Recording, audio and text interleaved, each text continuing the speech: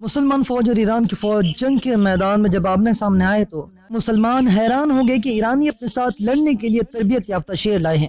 ان کے اشارے کے ساتھ شیر بھاگتا ہے، غرجتا ہے۔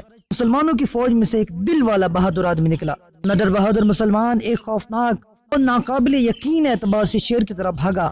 میرا خیال ہے تاریخ میں ایسا کبھی نہیں ہوا ایک آدمی شکاری شیر کا شکار کرنے بھاگا ہو۔ دونوں فوجی حیرت سے دیکھنے لگی۔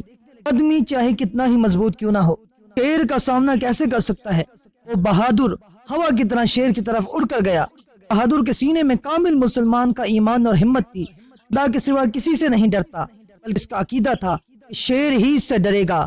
جس نے اپنے شکار پر شیر کی طرح چھلانگ لگائی اور اس پر کئی وار کیے، یہاں تک کہ اس نے اسے مار ڈالا۔ ایرانیوں کے دل میں خوف طاری ہو گیا۔ وہ ان لوگوں سے کیسے لڑیں گے جو شیروں سے نہیں ڈرتے؟ جو مسلمانوں نے انہیں جنگ کے شروع میں ہی بھگا دیا۔ سعد بن ابی وقاص رضی اللہ تعالی عنہ اس نوجوان کے پاس گئے اور ان کا سر چوما۔ اس نوجوان نے عاجزی کے ساتھ سعد رضی اللہ تعالی عنہ کے قدموں کو بوسہ دیا اور کہا، آپ کی شان نہیں کہ میرا ماتھا چومے، بلکہ میں چومتا ہوں۔ آپ جانتے ہیں کہ ایسا شیر بہادر کون تھا؟ ہاشم بن عتبہ ابن ابی وقاص رضی اللہ تعالی عنہ تھے۔ یہ خود بھی صحابی رسول صلی اللہ تعالی علیہ وسلم تھے اور صحابی رسول سعد بن ابی وقاص رضی اللہ تعالی عنہ کے بھتیجے تھے۔ ان کا لقب مرقال تھا، یعنی بہت تیز دوڑنے والے، اتنے تیز کہ شیر کو بھی شکست دے ڈالی۔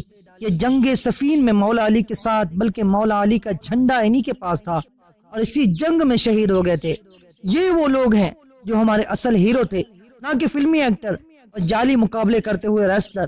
ہماری اپنی تاریخ بھری پڑی ہے جس میں حقیقی بہادر موجود ہیں، لیکن ان کارناموں کو پڑھنے والے کوئی نہیں۔ اقبال نے صحیح کہا تھا، ٹل نہ سکتے تھے میدان سے جو اڑ جاتے تھے، ٹل نہ سکتے تھے میدان سے جو اڑ جاتے تھے، پاؤں شیروں کے بھی میدان سے اکھڑ جاتے تھے۔